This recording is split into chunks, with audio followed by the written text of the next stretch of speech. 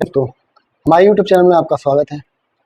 और आज हम लोग ज्योग्राफी के महत्वपूर्ण प्रश्नों के बारे में डिस्कस करेंगे, जो कि आपकी आगामी परीक्षा, जो कि आपकी LT ग्रेड TGT की परीक्षा होने वाली है, उसमें जो सामान्य अध्ययन का पोर्शन होगा उसके लिए बहुत ही इम्पोर्टेंट होगा। उसके अलावा BPSC TRE 4 भी आने वाली है, उसके लिए भी काफ़ी ज़्यादा हेल्पफुल होंगे आपके लिए। तो प्लीज़ आप सेशन में बने रहिएगा।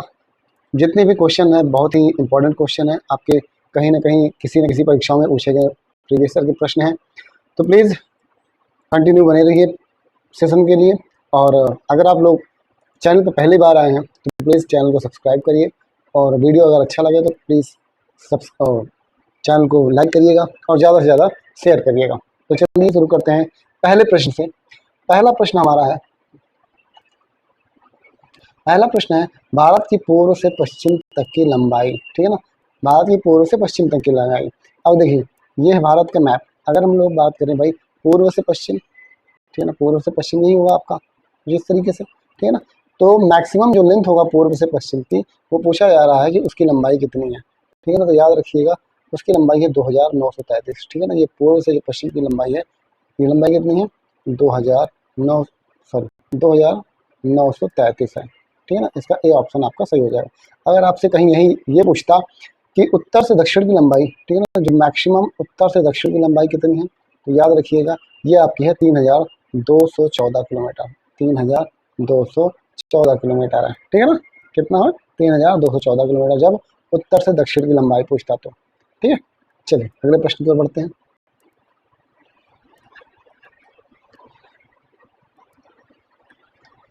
अगला प्रश्न है भारत की तट रेखा की लंबाई। ठीक है ना, भारत की तट रेखा की लंबाई पूछ रहा है। ठीक है ना, तो याद रखिएगा कि ये जितना भी ये वाला पोर्शन होगा ना, ये किनारे किनारे जितने भी पोर्शन होंगे, यही क्या है आपका, ये तट रेखा वाली लंबाई है। ठीक है ना, और यही आपसे पूछा गया है। तो याद रखिएगा इसकी लंबाई जो है, अगर बात करें ऑप्शन में कोई भी नहीं होगा। ठीक है ना, अभी जो हाल फिलहाल में इसकी माप ली गई है वो आपको देखने को मिलेगा 11,098 किलोमीटर। ठीक है ना, कितना 11,098 किलोमीटर। तो ये नया इसका क्षेत्रफल है, नया कहा जाए कि तटरेखा की लंबाई है। ठीक है ना, तो याद रखिए आपका कितना हो जाएगा 11,098 किलोमीटर। ठीक है ना, अगर प्रेजेंट टाइम में अगर कभी क्वेश्चन में पूछेगा आपसे तो 11,098 किलोमीटर हो जाएगा। ठीक है, तो यहाँ पे इनमें से कोई नहीं होगा और इसका आंसर क्या हो जाएगा 11,098 किलोमीटर हो जाएगा। ठीक है, चलिए अगले क्वेश्चन की बढ़ते हैं। अगला प्रश्न है भारत का क्षेत्रफल विश्व के कुल भौगोलिक क्षेत्रफल का कितना परसेंट है। ठीक है ना, तो ये पूरा पूरा क्या है, आपको भारत दिख रहा है। अगर पूरे विश्व में बात करें कि पूरे विश्व में भारत का जो क्षेत्रफल है वो कितना परसेंट होगा, तो याद रखिएगा वो होगा 2.4%। ठीक है ना, कितना हो जाएगा 2.4%। पूरे विश्व का 2.4% भारत का कुल क्षेत्रफल है। ठीक है ना, चलिए अगले क्वेश्चन में बढ़ते हैं।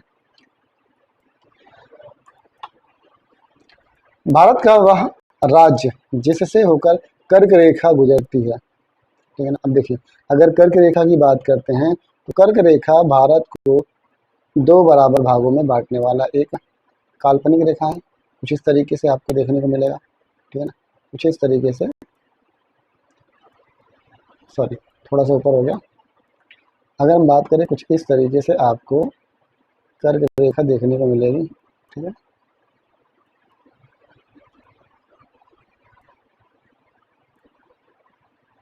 ठीक है, देखिए ये लाइन क्लियर नहीं हो पा रही, बट आपको याद रखना है भाई कि भाई कर्क रेखा यही यही एक लाइन होती है। ठीक है ना, अगर कर्क रेखा की बात करेंगे तो भारत को दो बराबर भागों में बांटने वाली एक काल्पनिक रेखा है। ठीक है, और कुछ इस तरीके से ये लाइन होगी आपकी। ठीक है, कुछ इस तरीके से।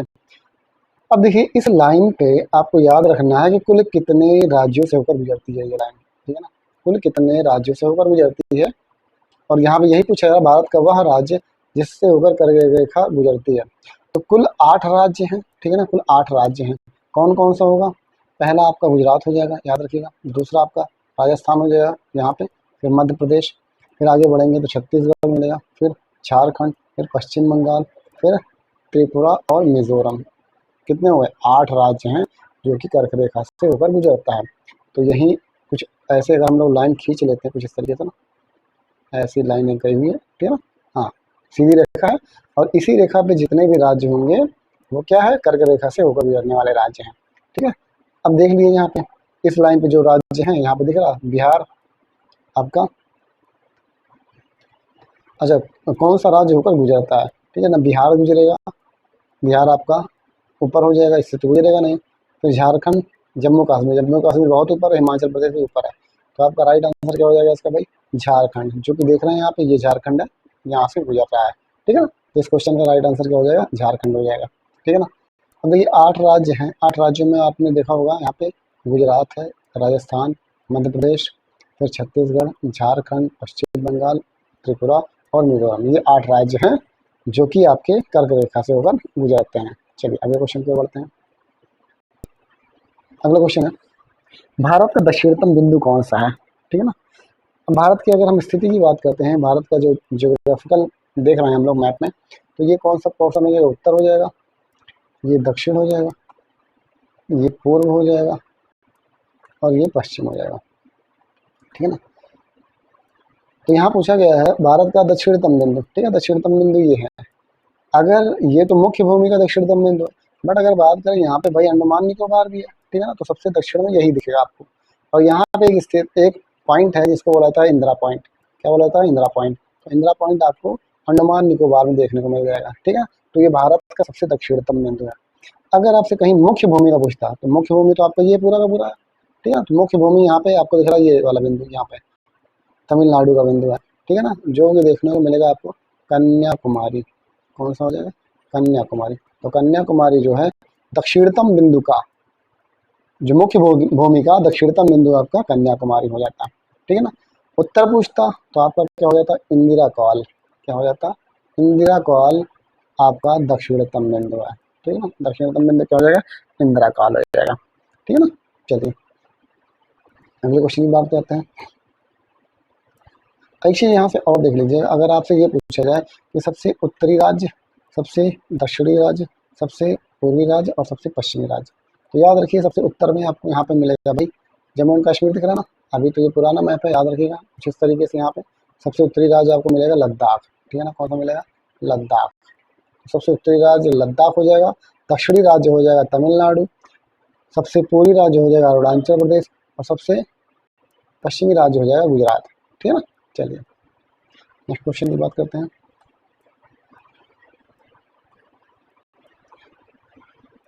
गारो, खासी एवं जयंतिया पहाड़ियाँ संरचना एवं उत्पत्ति की दृष्टि से निम्नलिखित में से किसका भाग है, ठीक है ना। तो अगर गारो, खासी, जयंतिया की बात करते हैं तो आपको मिलेगा ये आपके मेघालय वाले क्षेत्र में, ठीक है ना, यहाँ पे मेघालय मणिपुर जो वाला राज्य है यही कहीं आपको देखने को मिलेगा ये, ठीक है। और ये वाला जो राज्य होगा, ये जो राज्य होंगे ये किस ओर आ रहे हैं आपके, तो ये आपके पूर्वोत्तर, ठीक है ना, जो पूर्वोत्तर वाला एरिया है, तो पूर्वोत्तर की पहाड़ियों में आपको देखने को मिलेगा, ठीक है ना। तो आपके जो गारो, खासी एवं जयंतिया है कहाँ मिलेगा, पूर्वोत्तर की पहाड़ियों पर मिलेगा, ठीक है ना, कहाँ मिलेगा, पूर्वोत्तर की पहाड़ी पे। अराकान योमा की बात करते हैं तो याद रखिएगा अराकान योमा जो पर्वत है ये आपको म्यांमार में देखने को मिलेगा, ये म्यांमार है, ठीक है, म्यांमार। तो कुछ इस तरीके से आपको यहीं कहीं कुछ यहाँ पे ऐसे देखने को मिलता है जिसको हम अराकान योमा कहते हैं, जो कि भारत और म्यांमार से अलग करता है। अराकान योमा भारत और म्यांमार से अलग करने वाली पर्वत है। चलिए अगले क्वेश्चन की बात करते हैं। निम्नलिखित में से कौन सा तट पश्चिमी तट का भाग नहीं है, पश्चिमी तट। अब देखिए यहाँ से पूर्वी और पश्चिमी के क्वेश्चन पूछे जाते हैं, ठीक है। तो ये आपका पूर्वी तट हो गया और इधर हो गया आपका पश्चिमी तट, ठीक है ना। तो यहाँ पूछा क्या आ रहा है, पश्चिमी तट का भाग नहीं है, ठीक है ना। अगर बात करते हैं मालाबार की तो मालाबार आपको यहाँ पे देखने को मिल जाएगा, ठीक है ना। काठियावाड़ तट की बात करते हैं, काठियावाड़ तट भी आपको यहाँ पे मिल जाएगा। कोंकण तट की बात करते हैं तो कोंकण तट भी आपको यहीं कहीं देखने को मिल जाएगा। तो सभी के सभी कहाँ है, पश्चिम में, कहाँ है, पश्चिम में, सिवाय कोरोमंडल तट को छोड़ के। तो कोरोमंडल तट आपको कहाँ मिल जाएगा, ये आपके पूर्वी तट है, ठीक है ना, ये वाला हिस्सा कोरोमंडल तट कहलाता है। इस क्वेश्चन का राइट आंसर क्या हो जाएगा, बी राइट आंसर हो जाएगा। चलिए अगले क्वेश्चन क्या करते हैं। अगला प्रश्न है, भारत का पूर्वी समुद्री तट किस नाम से जाना जाता है? अभी हमने बताया भाई, तो पूर्वी तट जो है ये जाना जाता है आपका कोरोमंडल तट के नाम से, ठीक है ना, कोरोमंडल तट के नाम से जाना जाता है, ठीक है ना। तो ये जो एरिया है ये क्या कहलाता है? कोरोमंडल तट कहलाता है। चलिए अगले क्वेश्चन पे बढ़ते हैं। इंदिरा पॉइंट, इंदिरा पॉइंट की बात करते हैं भाई, सबसे दक्षिणतम बिंदु जो अंडमान निकोबार में स्थित है, ठीक है ना। ये पूछा रहा इसका अन्य नाम क्या है, तो इसका अन्य नाम पार्सन पॉइंट भी है, लीहांगचिंग सबसे पुराना नाम लीहांगचिंग है, प्रीमोलियर पॉइंट भी कहा जाता है। इस क्वेश्चन का राइट आंसर क्या हो जाएगा? इनमें से सभी, ठीक है ना, सभी नाम है इंदिरा पॉइंट के। चलिए अगले प्रश्न की ओर बढ़ते हैं। अगला प्रश्न है, दक्षिणी गंगोत्री क्या है? तो याद रखिएगा, दक्षिणी गंगोत्री जो है आपका अंटार्कटिक में स्थापित भारतीय वैज्ञानिक अनुसंधान केंद्र है। क्या है? अंटार्कटिक में स्थापित भारतीय वैज्ञानिक अनुसंधान केंद्र है, ठीक है ना। तो सी ऑप्शन आपका राइट हो जाएगा। चलिए नेक्स्ट क्वेश्चन की बढ़ते हैं। पूछा यार, न्यू मूर द्वीप कहाँ स्थित है? ठीक है ना, तो न्यू मूर द्वीप याद रखिएगा आपके अरब सागर में स्थित है, ठीक है ना। कहाँ स्थित है? अरब सागर में, ठीक है ना। सॉरी, इस क्वेश्चन का राइट आंसर क्या हो जाएगा भाई? इस क्वेश्चन का राइट आंसर हो जाएगा बंगाल की खाड़ी, ठीक है। बंगाल की खाड़ी में आपका न्यू मोर द्वीप स्थित है, ठीक है ना। जो ये वाला एरिया होगा, ठीक है ना, यहाँ पे यहीं कहीं है आपका न्यू मोर द्वीप स्थित है, ठीक है। चलिए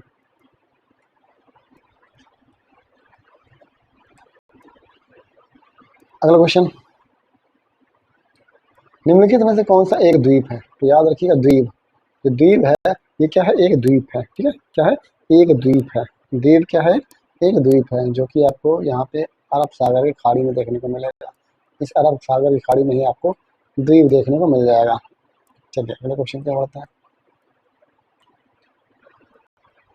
अरावली एवं विंध्य श्रृंखलाओं के मध्य कौन सी पठार स्थित है? ठीक है ना, अरावली और विंध्य। तो याद रखिएगा अरावली और विंध्य की स्थित आपको यहाँ पे कुछ स्थित है, कुछ इस तरीके से, ठीक है ना, जिसको बोलते हैं मालवा का पठार, ठीक है। तो मालवा का पठार जो स्थित है आपका अरावली और विंध्य श्रृंखलाओं के मध्य स्थित है, ठीक है ना।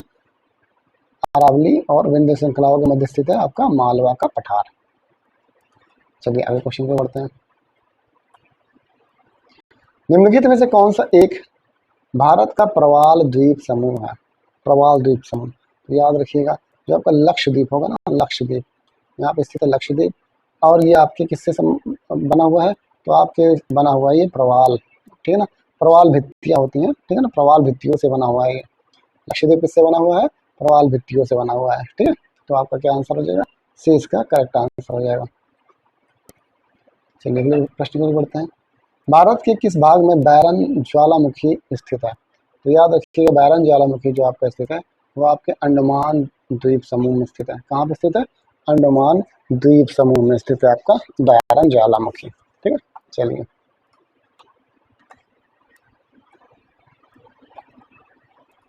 भारत और पाकिस्तान के बीच, ठीक है, भारत और पाकिस्तान के बीच सीमा का निर्धारण किसने किया था? तो याद रखिएगा वो थे सर सिरिल जॉन रेडक्लिफ, ठीक है ना, सर सिरिल जॉन रेडक्लिफ, जो कि भारत और पाकिस्तान के बीच जो रेखा जानी जाती है उसका नाम है रेड क्लिफ। क्या नाम है? रेड क्लिफ नाम है, ठीक है ना, रेड क्लिफ के नाम से जाना जाता है। चलिए अगले प्रश्न की ओर बढ़ते हैं। अगला प्रश्न है, निम्नलिखित राज्यों में से कौन सा राज्य तीन तरफ से बांग्लादेश से घिरा हुआ है? ठीक है, तीन तरफ से बांग्लादेश से घिरा हुआ। अगर मैप में हम देखें तो मैप में आपको यहाँ पे बांग्लादेश देखने को मिल जाएगा। ये क्या है? बांग्लादेश है, ठीक है, बांग्लादेश है। अब पूछा जा रहा है कि भाई कौन सा ऐसा राज्य है जो बांग्लादेश से तीन ओर से घिरा हुआ है? तो यहाँ पे देखिएगा ये त्रिपुरा देखने को मिल रहा है। ये क्या है? त्रिपुरा है, ठीक है। क्या है भाई? आपका ये है त्रिपुरा राज्य। और त्रिपुरा राज्य कहीं ना कहीं तीन ओर से पूरा किससे घिरा हुआ है? बांग्लादेश से। बांग्लादेश की जो सीमा रेखा है कुछ इस तरीके से यहाँ तक है, ठीक है ना। तो ये तीन ओर से घिरा हुआ है कौन? त्रिपुरा। कौन? त्रिपुरा। तो राइट आंसर क्या हो जाएगा? त्रिपुरा इसका करेक्ट आंसर हो जाएगा। भारत के किस प्रदेश की सीमाएं तीन देशों क्रमशः नेपाल, भूटान एवं चीन से मिलती हैं? ठीक है ना, किससे किससे? नेपाल, भूटान एवं चीन से मिलती है। देखिए, अगर हम बात करें मैप की, तो मैप में देखिए ये क्या है, सिक्किम है। क्या है आपका, सिक्किम है, ठीक है ना। क्या है, सिक्किम है। अब इस सिक्किम को अगर आप देखोगे तो यहाँ पे क्या है, चीन, ऊपर चीन है, बगल में भूटान है और इस साइड नेपाल है, ठीक है ना। तो क्या हो जाएगा, आपका सिक्किम हो गया। सिक्किम आपका राज्य हो जाएगा, जो कि नेपाल से भी सीमा साझा करता है, भूटान से भी करता है और चीन से भी करता है, ठीक है ना। तो राइट आंसर क्या हो गया इसका, सिक्किम हो गया, ठीक है ना। क्या हो गया, सिक्किम हो गया।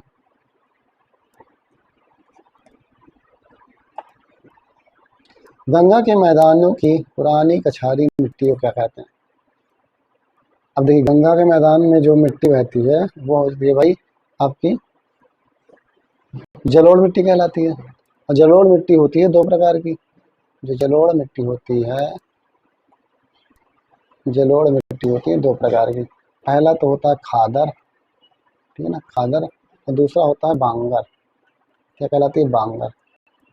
तो ये खादर जो होती है नवीन मिट्टी होती है। कैसी होती है, नवीन या फिर नई मिट्टी। और बांगर कैसी होती है, पुरानी मिट्टी होती है। कैसी होती है, पुरानी मिट्टी होती है, ठीक है। अब यहाँ पूछा गया है पुरानी कछारी मिट्टी। पुरानी कछारी मिट्टी को क्या कहा जाएगा, उसको कहा जाएगा बांगर। क्या कहा जाएगा, बांगर। तो इसका राइट आंसर क्या हो जाएगा, ए इसका करेक्ट आंसर हो जाएगा। चलिए अगले क्वेश्चन की ओर बढ़ते हैं। निम्नलिखित में से किस प्रकार की मिट्टी के लिए न्यूनतम उर्वरक की आवश्यकता होती है। सबसे कम उर्वरक की जरूरत पड़ेगी इसमें, ठीक है ना। तो याद रखिए वो कौन सी मिट्टी है भाई, जलोढ़ मिट्टी। जलोढ़ मिट्टी में सबसे कम उर्वरक की मात्रा होती है। मतलब इसमें जो फर्टिलाइजर वगैरह है वो जरूरत कम पड़ती है, क्योंकि ये इसमें नेचुरली कई सारे तत्व पाए जाते हैं। चलिए अगले क्वेश्चन पे बढ़ते हैं। गंगा के मैदान की पुरानी कछारी मिट्टी क्या कहलाती है। गंगा के मैदान में पुरानी कछारी मिट्टी, अभी हमने बात की भाई, बंगर कहा जाता है। अगर यही नई मिट्टी पूछता, जब नई मिट्टी पूछ लेता, नवीन पूछता, तो क्या हो जाता, खादर होता उस समय। चलिए अगले प्रश्न पे बढ़ते हैं। भारत में काली कपासी मिट्टी को किस स्थानीय नाम से जाना जाता है। काली मिट्टी को कपासी मिट्टी भी कहते हैं और उसी को ही रेगुड़ मिट्टी के नाम से भी जानता है। काली मिट्टी को रेगुड़ मिट्टी भी कहा जाता है, रेगुड़ मिट्टी को कपासी मिट्टी भी कहा जाता है, ठीक है ना। क्योंकि कपास की खेती के लिए सबसे बढ़िया जो मिट्टी मानी जाती है उसको रेगुड़ मिट्टी या फिर काली मिट्टी, ठीक है। चलिए अगले प्रश्न में बढ़ते हैं। निम्नलिखित में से किस मिट्टी के बारे में यह कहा जाता है कि इसकी जुताई स्वतः होती है, ठीक है ना। तो कौन सी मिट्टी है भाई, काली मिट्टी होती है। काली मिट्टी को स्वतः जुताई वाली मिट्टी भी कहा जाता है, ठीक है ना। क्योंकि काली मिट्टी में जब बहुत ज़्यादा पानी की मात्रा हो जाती है ना, तो जब सूखने लगती है, जब सूखता है ना, तो मिट्टी में क्या होता है, कुछ दरार टाइप की पड़ जाती है, ठीक है ना, दरार होती है और ये उखड़ के इधर उधर हो जाता है। इसीलिए इसको क्या बोलते हैं, स्वतः जुताई वाली मिट्टी। ऐसा लगता है जैसे जोती गई हो ये। चलिए अगला प्रश्न। भारत में लाल मिट्टी का सर्वाधिक विस्तार कहाँ पाया जाता है। तो लाल मिट्टी की बात हो रही है भाई, तो लाल मिट्टी सबसे अधिक आपको आंध्र प्रदेश और तमिलनाडु में देखने को मिल जाएगा, ठीक है ना।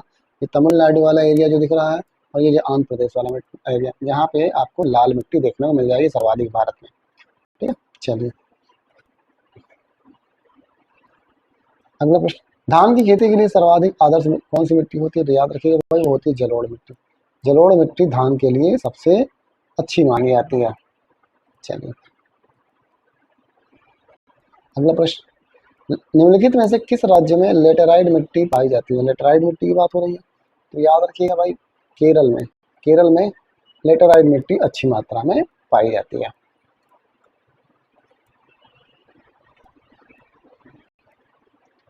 मृदा अपरदन कैसे रोका जा सकता है। मृदा अपरदन मतलब मिट्टी का कटाव। मृदा अपरदन का मतलब क्या होता है, मिट्टी का कटाव होता है, ठीक है ना। क्या होता है, मिट्टी का कटाव, मिट्टी का कटाव, ठीक है ना। इसी को क्या बोलते हैं, मृदा अपरदन कहते हैं। तो इसको मिट्टी के कटाव को कैसे रोक सकते हैं हम लोग, तो वो रोक सकते हैं भाई वन रोपण से, ठीक है ना। पेड़ पौधे लगाकर जो जड़ें होती हैं मिट्टी को एकदम जकड़े रहती हैं। तो आप कभी भी देखो, जहाँ पे पेड़ पौधे रहेंगे तो मिट्टी का कटाव आपको कम देखने को मिलेगा, ठीक है। तो आपका क्या हो जाएगा, डी इसका राइट आंसर हो जाएगा। चलिए अगले प्रश्न पर बढ़ते हैं। लावा के प्रवाह से किस प्रकार का मिट्टी का निर्माण होता है। लावा, जब भी कभी ज्वालामुखी फूटता है ना तो उसमें से क्या निकलता है, लावा निकलते हैं, ठीक है ना। और वो लावा क्या होता है, जब लावा बहुत साल पार, ठीक है ना, वो एकदम बारीक बारीक हो जाता है और टूट फूट के मिट्टी का रूप ले लेता है, ठीक है। तो वो कौन सी मिट्टी होती है भाई, काली मिट्टी होती है, ठीक है। कौन सी होती है, काली मिट्टी। लावा के प्रवाह से अगर पूछा जाए कि कौन सी मिट्टी बनती है तो वो काली मिट्टी बनती है, ठीक है ना। कौन सी मिट्टी होती है, काली मिट्टी होती है वो। भारतीय अनुसंधान भारतीय कृषि अनुसंधान परिषद के अनुसार भारत में कितने प्रकार की मिट्टी पाई जाती है, तो याद रखिएगा भाई 8 प्रकार के। भारतीय कृषि अनुसंधान परिषद के अनुसार भारत में कुल 8 प्रकार की मिट्टी पाई जाती है। चलिए अगले प्रश्न पर बढ़ते हैं। निम्नलिखित में से कौन सी मिट्टी जैव पदार्थों से भरपूर होती है, जिसमें जैव पदार्थ सबसे ज्यादा होते हैं, ठीक है ना। तो याद रखिएगा जैव पदार्थ आपको सबसे ज्यादा किसमें मिल जाएंगे भाई, काली मिट्टी, ठीक है ना। काली मिट्टी में सबसे ज्यादा जैव पदार्थ देखने को मिल जाएंगे, ठीक है ना। कौन सी मिट्टी होगी, काली मिट्टी। अगले प्रश्न की ओर बढ़ते हैं। भारत में निम्नलिखित मृदाओं में से कौन सी बेसाल्ट लावा के अपक्षय के कारण निर्मित हुई है। अब देखिए लावा हो, बेसाल्ट लावा, बात एक ही हुई है, ठीक है ना।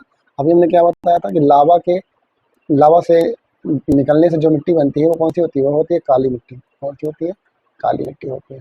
और काली मिट्टी को ही रेगुड़ मिट्टी भी कहा जाता है। क्या कहा जाता है, रेगुड़ मिट्टी। सी इसका राइट आंसर हो जाएगा। अगले प्रश्न,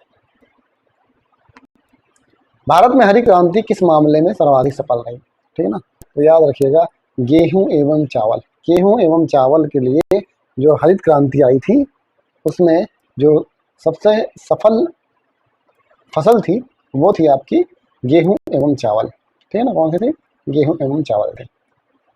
चलिए अगला प्रश्न देखते हैं। किस राज्य को भारत का धान्य भंडार के रूप में जाना जाता है, धान्य भंडार मतलब अन्न का भंडार, तो वो किसे कहा जाता है भाई, पंजाब को कहा जाता है। पंजाब को अन्न भंडार भी कहा जाता है। अगला प्रश्न हमारा है, भारत के हरित क्रांति को का जनक किसे कहा जाता है, भारत में हरित क्रांति का जनक किसे कहा जाता है, तो वो कहा जाता है भाई आपके डॉक्टर एम एस स्वामीनाथन को, ठीक है। भारत में हरित क्रांति का जनक डॉक्टर एम एस स्वामीनाथन को कहा जाता है। अगर विश्व में पूछता भाई, विश्व में कि विश्व में हरित क्रांति का जनक किसे कहा जाता है, तो वो थे आपके नॉर्मन अर्नेस्ट बरलाग, ठीक है ना। नॉर्मन अर्नेस्ट बरलाग थे, ये विश्व में हरित क्रांति के जनक कहे जाते हैं। और भारत में स्वामीनाथन, एम एस स्वामीनाथन। चलिए अगले प्रश्न की ओर बढ़ते हैं। भारत में वृहद पैमाने पर जूट की खेती किस नदी घाटी में की जाती है, किस नदी घाटी में सबसे ज्यादा जूट की खेती होती है, तो याद रखिएगा जूट की खेती भाई सबसे ज्यादा कहाँ होती है, वेस्ट बंगाल में होती है। और कौन सी नदी होगी फिर, हुगली नदी, ठीक है ना, हुगली नदी के पास।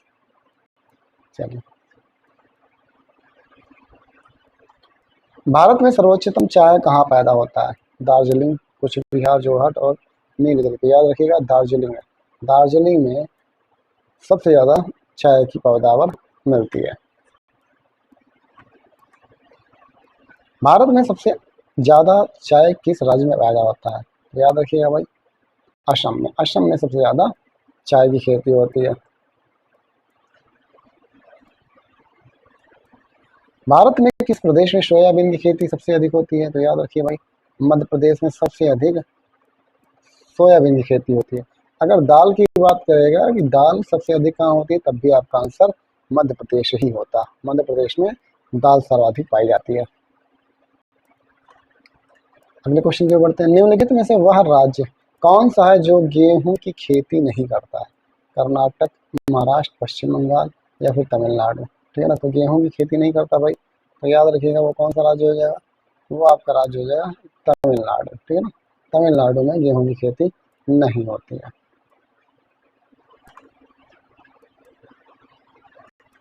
निम्नलिखित में कौन सा राज्य मूंगफली का सबसे बड़ा उत्पादक राज्य है, तो सबसे बड़ा उत्पादक राज्य कौन सा हो जाएगा मूंगफली का, तो वो आपका हो जाएगा गुजरात।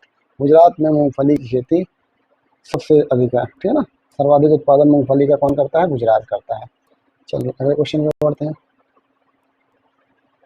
किस फसल के लिए पानी की अधिक आवश्यकता है लेकिन जमाव नहीं, ठीक है ना। तो क्या हो जाएगा भाई, मूंगफली, धान, जूट या फिर चाय। ठीक है ना। देखिए, जो चाय पत्ती होती है इसमें पानी की अधिक मात्रा चाहिए, मगर उसको रोक के नहीं रखना होता है। ठीक है ना। धान में तो बात करें पानी की आवश्यकता होती है, बट पानी को रखा जाता है, मतलब पानी को उसी में आप धान की खेती देखते हुए धान में भर दिया जाता है। बट चाय में होती तो है, बट कंटिन्यू चलती रहती है, इसमें पानी भरता है निकलता रहता है। ठीक है ना। चाय हो जाएगा। अगला प्रश्न, निम्नलिखित में से कौन सी नकदी फसल है? ठीक है ना। बाजरा, मक्का, तंबाकू या फिर धान। ठीक है। तो याद रखिएगा इस क्वेश्चन में क्या राइट आंसर हो जाएगा? तंबाकू हो जाएगा। क्या हो जाएगा? तंबाकू। तंबाकू आपका नकदी फसल है। नकदी फसल का मतलब होता है कि खेत में ही काटो, उसे वहीं बेच दो। जैसे गन्ना, गन्ने को काटा तुरंत बेच दिया खेत में ही। ठीक है ना। अब बाजरा हुआ, मक्का हुआ, धान हुआ, तो इसका प्रोसेस होता है। ठीक है ना। बाजरे को क्या तुरंत बेच सकते हो? नहीं, तोड़ोगे निकालोगे तब बेचोगे। मक्का भी उसी तरीके से, धान भी है। और तंबाकू जो होता है वहीं उसकी पत्तियां होती हैं, तोड़ के तुरंत बेच दिया जाता है।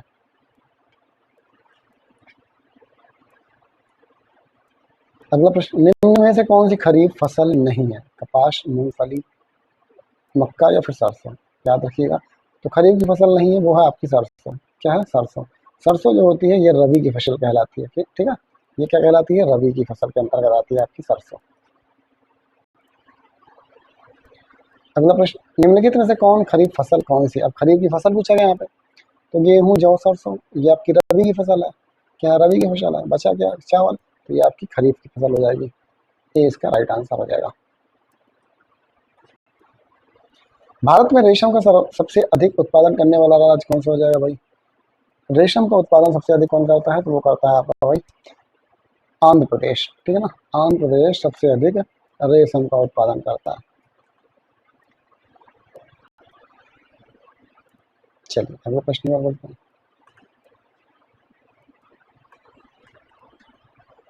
फल उत्पादन में भारत का विश्व में कौन सा स्थान है? फल उत्पादन में तो याद रखिएगा वो दूसरा स्थान हो जाएगा। ठीक है। फल उत्पादन में भारत का दूसरा स्थान है, क्योंकि जो पहला स्थान हुआ है, जो पहला स्थान है वो आपका है चीन का। इसका है चीन पहले स्थान पर है फल के उत्पादन में।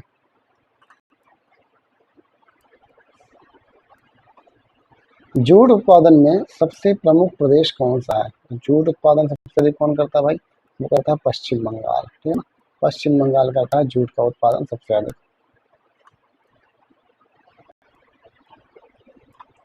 निम्नलिखित में से कौन सी नकदी फसल महाराष्ट्र में पैदा नहीं होती है? कौन सी भाई? रबड़, गन्ना, तिलहन या फिर कपास। तो याद रखिएगा इसका राइट आंसर क्या हो जाएगा भाई? रबड़। रबड़ जो है आपके नकदी फसल है, बट ये आपके महाराष्ट्र में नहीं उगता है। ठीक है ना। चलिए अगले प्रश्न पर बढ़ते हैं। निम्नलिखित में से कौन सा बागवानी से संबंधित है?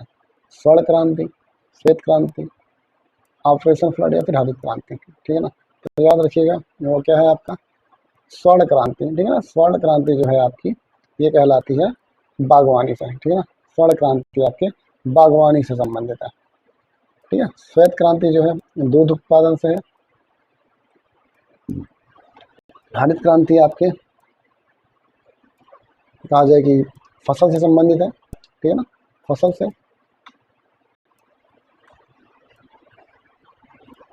चलिए अगला प्रश्न की ओर बढ़ते हैं भाई। हिमालय का दूसरा सबसे ऊंचा पर्वत शिखर कंचनजंगा भारत के किस राज्य में स्थित है? हिमालय का दूसरा सबसे ऊंचा पर्वत, कंचनजंगा की बात हो रही है। ठीक है ना। तो कंचनजंगा कहाँ स्थित है भाई? तो याद रखिए कंचनजंगा आपके उत्तराखंड में स्थित है। सॉरी, सिक्किम में। ठीक है ना। कहाँ पे स्थित है? सिक्किम में स्थित है। ठीक है ना। कहाँ पे? सिक्किम में स्थित है। तो चलिए आज हमने 50 महत्वपूर्ण प्रश्नों को देखा ज्योग्राफी के। और आपको सेशन अच्छा लगा हो तो प्लीज़ सेशन को लाइक करिएगा और कोशिश करिएगा ज़्यादा से ज़्यादा लोगों को शेयर करने की। और अगर चैनल पर नए हो तो प्लीज़ सब्सक्राइब करिएगा चैनल को। चलिए मिलते हैं फिर अगले वीडियो में, तब तक के लिए जय हिंद, जय भारत।